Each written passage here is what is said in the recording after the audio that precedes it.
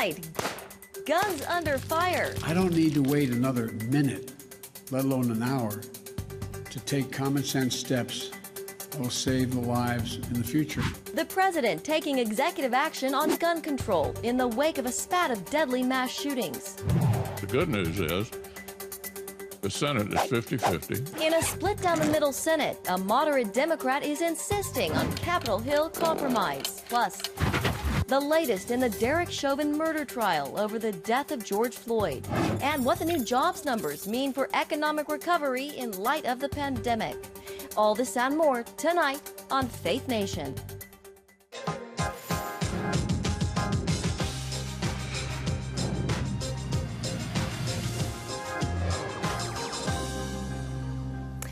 Gun control stalls on Capitol Hill. Welcome to Faith Nation. I'm Jenna Browder. Well, despite the stall in Congress, President Biden is taking aim at gun violence with a series of executive actions, including new firearm restrictions and initiatives. And that is where we begin tonight. CBN senior Washington correspondent Tara Merchner is here with the latest. Tara? Jenna, this is President Biden's first big push on gun control since taking office, and the White House says this is just the beginning.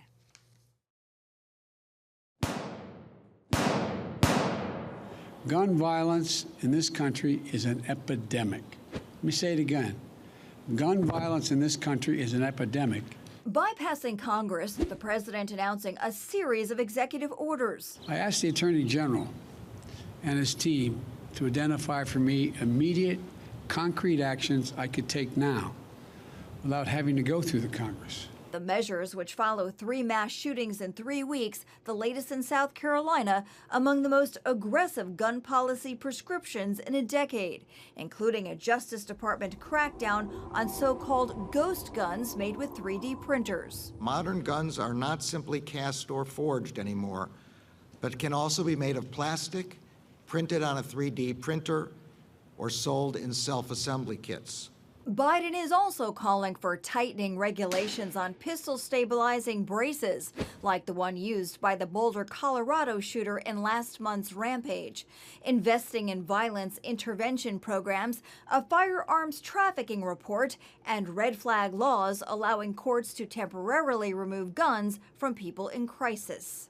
On Capitol Hill, the Senate Majority Leader also vowing to overhaul gun laws and pass reforms requiring stricter background checks. Is going to be different. A Democratic majority in the Senate is going to act. I have committed to put legislation to expand background checks on the floor of the Senate. While the House passed its version last month, gun control measures face slim chances in the evenly divided Senate, where the GOP seems near unified against most of Biden's proposals. The focus ought to be on identifying people in advance who have the capacity and the interest in carrying out these atrocious attacks. Biden has also nominated David Shipman, a former Bureau of Alcohol, Firearms, and Explosives special agent, to lead the agency. Meanwhile, pundits point out Biden's announcement falls far short of the sweeping gun control agenda laid out on the campaign trail, underscoring the limitations of executive power to act on guns. Jenna. All right, Tara, thank you very much. Well, Democrats' hopes to push through their bold legislative agenda without any Republican support appears to be squashed tonight. West Virginia Senator Joe Manchin declaring today he will not vote to remove or weaken the Senate filibuster. For more on what this means for the Biden administration, here is CBN News Capitol Hill correspondent Abigail Robertson. Abigail? As a key moderate Democrat, Senator Joe Manchin is showing his potential as a power broker by reasserting his position. He will not support any permanent change to Senate rules that would allow just a simple majority to pass most legislation. I am not willing to take away the involvement of the minority. In a Washington Post op-ed, Manchin stated there is no circumstance where he will support removing the filibuster and encouraged his colleagues to end these political games and find common ground on major policy debates. Can you imagine not having to sit down, or there's no reason for you to sit down with your colleagues on both sides and have their input? Senate Democrats have floated the idea of using the budget reconciliation process, which only requires a simple majority, to pass a few more party line bills, like President Biden's infrastructure plan. But here's what we won't be open to. We will not be open to doing nothing. Inaction simply is not an option. But in a 50-50 split Senate, Manchin's approval is critical. He holds all the power. And he's not currently on board with the proposed increase to the corporate tax rate to pay for the $2 trillion American Jobs Plan. This idea of the 28%, he's not fond of. That means it'll go down to about 25, 24%. It'll go up, the corporate interest rate, but Manchin has a lot of power to keep it down a little bit. Senate Minority Leader Mitch McConnell says even if Democrats try this end around to pass infrastructure, it won't be easy. Even a simple majority requires having all 50 Democrats and the vice president and the chair, even under the process you're talking about. So with or without the reconciliation process, this is a tough sell. Adding that so far Biden has not fulfilled his campaign promise to unite the country. I'm really alarmed. There's nothing at all moderate about the administration so far. While Republicans support improved infrastructure, they argue Biden's plan includes unrelated things like $400 billion for elderly and disabled care. The idea of infrastructure has always evolved to meet the aspirations of the American people and their needs. And it's evolving again today. President Biden says in the next few weeks he will hear from both sides on the infrastructure plan. So far, however, Republicans are not supportive of what they refer to as a Trojan horse disguised as infrastructure. Reporting from Virginia, Abigail Robertson, CBN News. Thanks, Abby. Well, to the southern border and new numbers out for the month of March. The U.S. government reporting it apprehended a record 19,000 migrant children last month, the most in at least 15 years. The surge of children and teenagers traveling without a parent doubled the number of migrants from February. Some 30% of the 172,000 migrants encountered at the border were making repeat attempts to cross. DHS Secretary Alejandro Mayorkas made his third trip to the U.S.-Mexico border today to meet with officials to address the crisis. And here with us now is Julia Manchester, political reporter with The Hill. Julia, welcome. Good to have you with us this Thursday. So Secretary Mayorkas is there right now, but when do you think we'll see either the president or vice president go down to the southern border? Well, it's unclear when we'll see the president or vice president. It appears that their focus right now, at least publicly, is elsewhere. And we know that Vice President Kamala Harris has been appointed to really oversee the issue at the border. So I think we'd likely see her before the president at the border. But this is becoming a big public relations crisis for the Biden administration right now. Remember, this is a crisis that Biden and other Democrats very much hammered the Trump administration for. This issue of unaccompanied minors traveling from Central America into the United States, and the United States essentially having to deal with them in these holding facilities. So we have yet to really hear the administration refer to this as a crisis, but clearly there is an issue going on. We really haven't heard from the vice president on this, who's been tasked to head this up. Julia, do you think that she and the administration are kind of hoping that this blows over? I think they're hoping that it blows over, and I think, they're probably hoping to deal with this behind the scenes so it goes really under the radar. We saw the vice president today at the White House announcing these gun control restrictions that the Biden administration announced. But you're right, we haven't seen her speak about this too publicly recently. So I think you're going to probably see them working behind the scenes and hope that the news cycle kind of moves so fast it eventually kind of leaves this issue behind. The news cycle definitely does move fast. You and I both know that. Well, on the Senate filibuster, Julia, Senator Joe Manchin says he will not vote to get rid of it. I feel like we've heard him several times say this, but the issue, it keeps coming up. How much pressure do you think Senator Manchin is getting from others within his party? I think he's getting an enormous amount of pressure within his party, and it seems that Joe Manchin is turning into a bit of a spoiler for the Democratic Party and the Biden administration, hoping to really move more in a progressive direction. Joe Manchin is seen as valuable to the Democratic Party because he is a Democratic senator from a red state, but with that comes the fact that he is going to be more moderate, and he is likely to be a bit of a deal broker between the Republicans and the Democrats. And we're seeing that progressives in particular are frustrated with Joe Manchin, whether it's him opposing raising the corporate tax rate to 28% or opposing the filibuster. He is becoming a bit of a spoiler for the party in the first couple of weeks of the Biden administration. Yeah, and we should mention the president's also nominated Senator Manchin's wife, Gail Manchin, to the Appalachian Regional Commission, a very prestigious seat. Julia, on infrastructure, there is a lot of back and forth on what actual infrastructure is and what it includes. How much sway in this situation does Senator Manchin hold? I think Senator Manchin holds quite a bit of sway in this situation. We've heard him talk about infrastructure, and for a while, for years, infrastructure was seen as one of really the only bipartisan initiatives that Republicans and Democrats could really come together on. The problem is you have the Biden administration really trying to maybe hit two birds with one stone with this infrastructure package and include other initiatives like universal pre-K, universal community college, paid family leave, things that we wouldn't particularly normally classify as traditional infrastructure, like rebuilding roads and bridges. I think Joe Manchin will likely try to play a compromising role in this. All right, Julia Manchester with The Hill, thank you so much. It's great to get your insights. Thank you.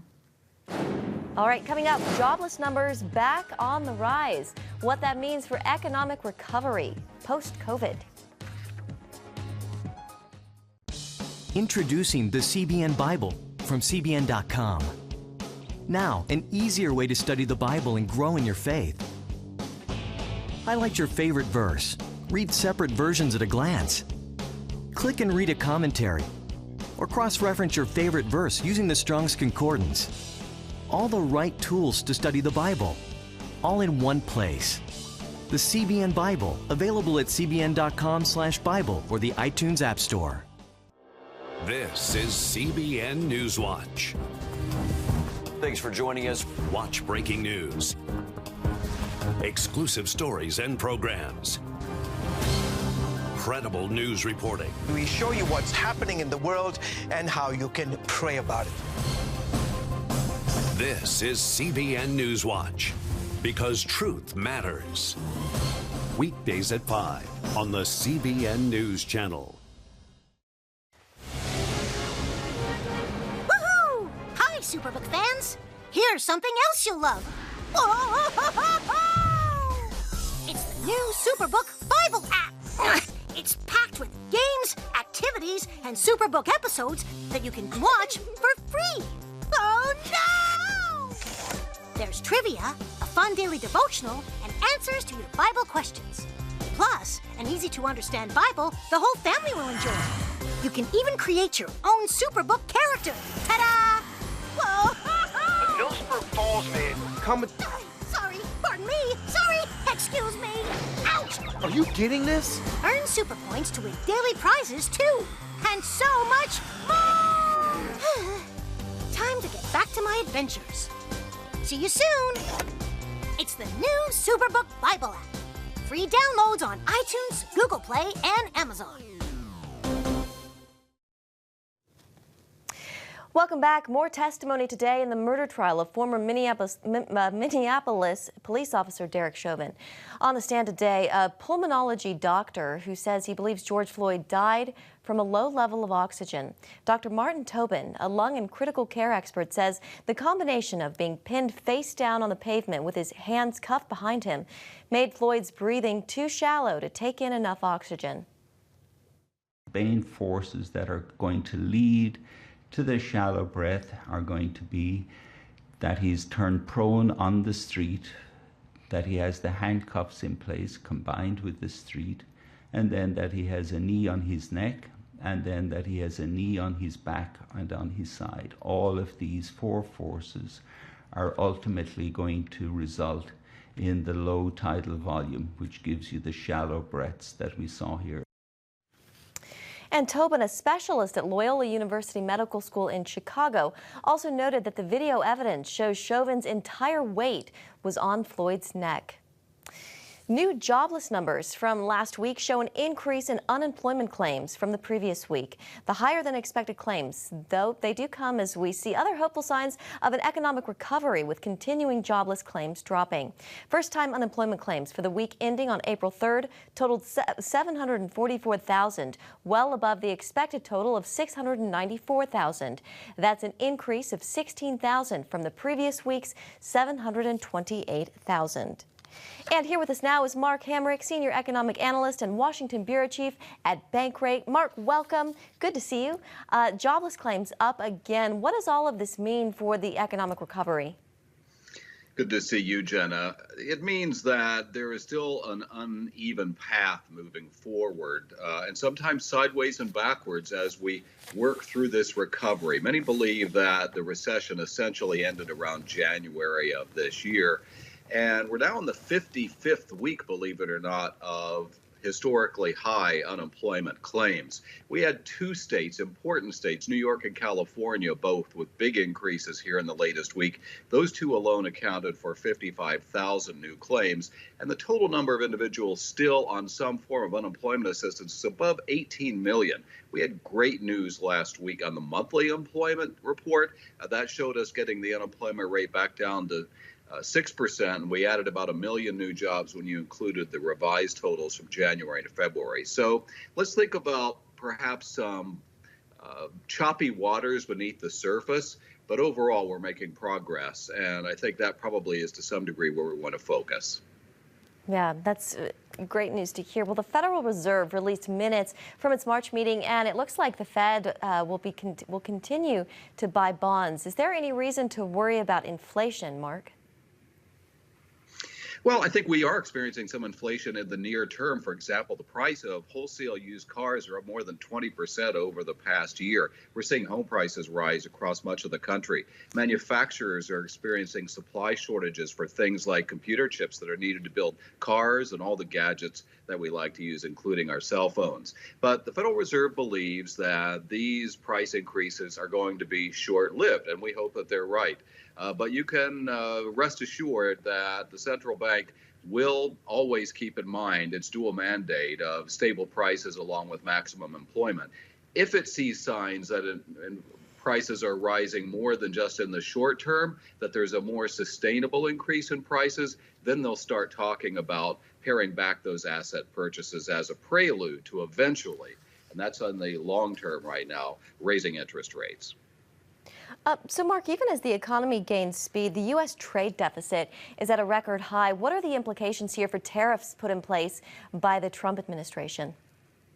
Well, first of all, the function of this trade deficit is that the U.S. economy is outperforming the rest of the world right now. So our American consumers, fellow American consumers, are buying more than people overseas are essentially buying on their end of the equation. This is unfortunately one of the consequences of the U.S. economy performing better than essentially all of our trading partners. It's interesting, I think, that the Biden administration is taking a go slow approach with respect to reviewing the issue of tariffs. But so far, the economic performance doesn't seem to be hindered by that. But we'll see whether there are any changes coming on the essentially the taxing trade front. All right, to be determined. Mark Hamrick, good to have you with us. Thanks, Mark. Thank you. And up next, a steep drop in suicides in 2020. We have the report next.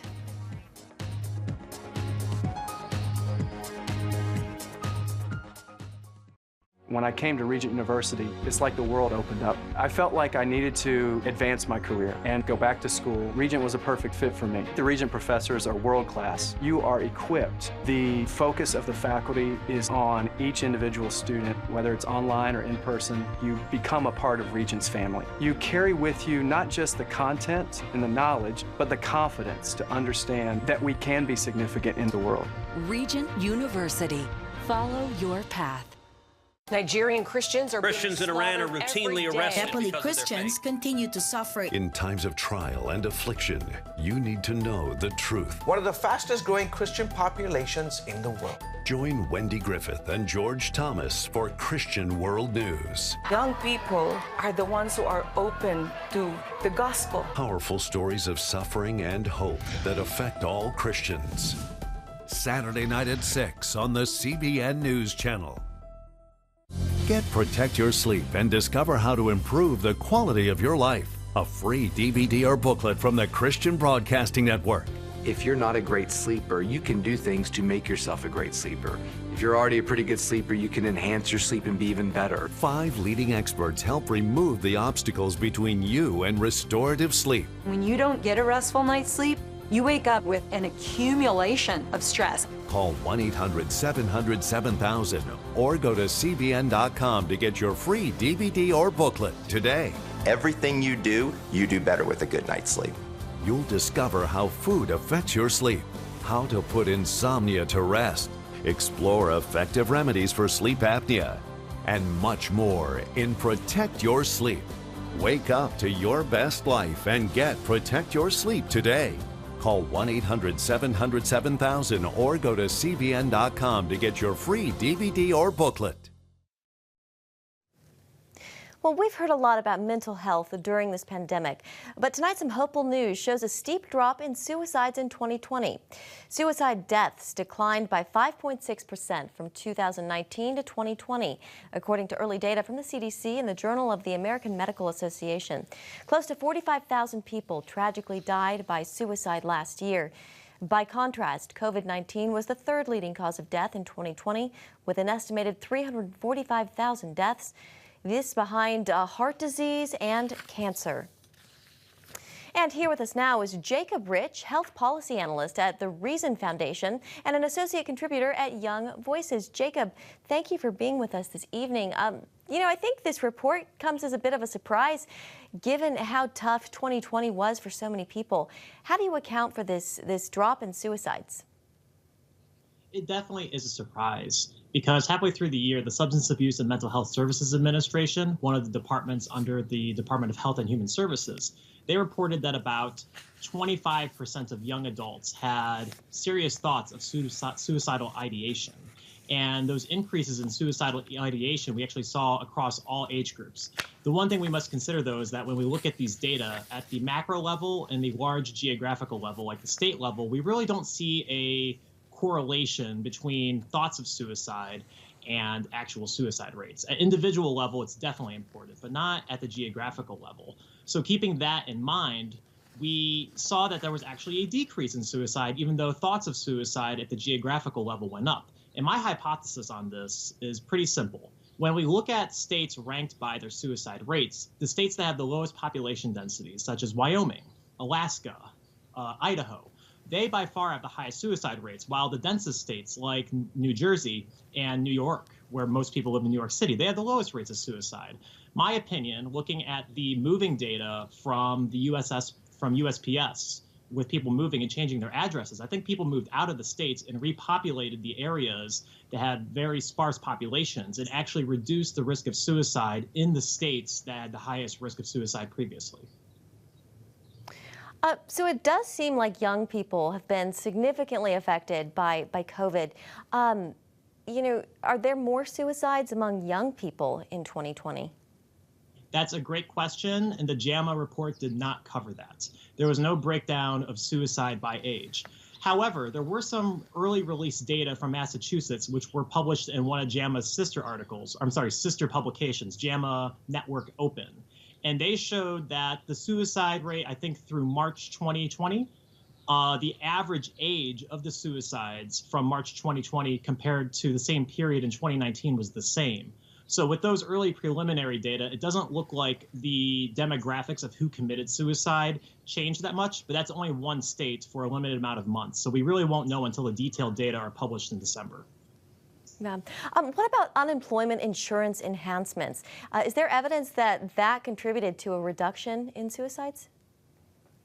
Well, it would be hard for it to contribute to a reduction, but it could prevent an increase because after population density, unemployment is the second most predictive factor in determining a state's suicide rates.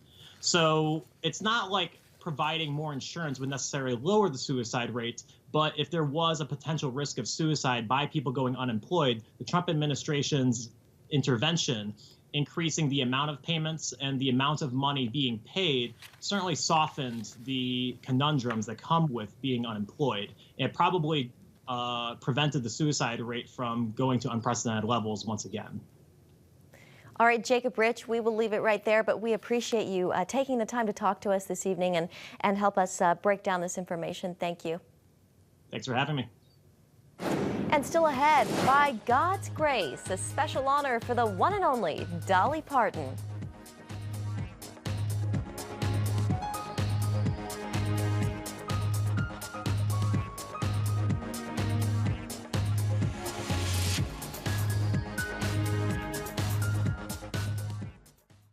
Christians around the world are standing with the Israelis. But why? In CBN's free magazine, Friends of Israel, you'll discover why Christians are supporting the Jewish state, how Israel is fulfilling prophecy as a light to the nations, and ways you can pray for the people of Israel. Israel needs the support of friends like you. Call now or go to cbn.com to get your free copy of Friends of Israel.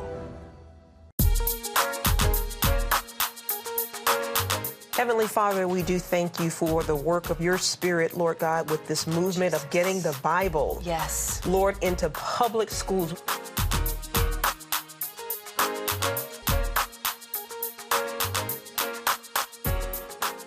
Watch The Prayer Link. Tuesday morning at 7:30 on the CBN News Channel.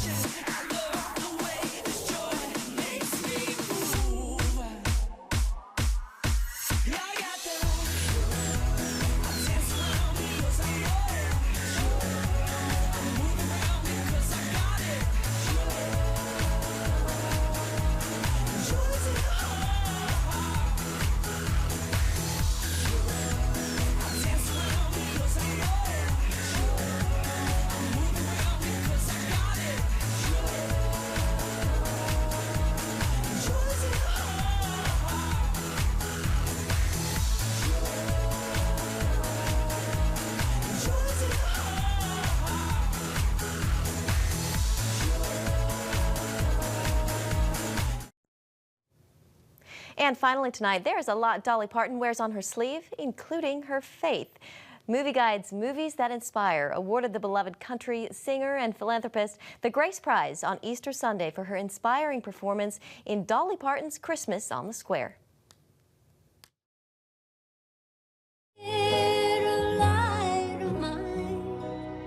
Cast a glow wherever it shines. The faith-based musical received a lot of praise, but Parton says every accolade she receives in life just gives her reason to thank God.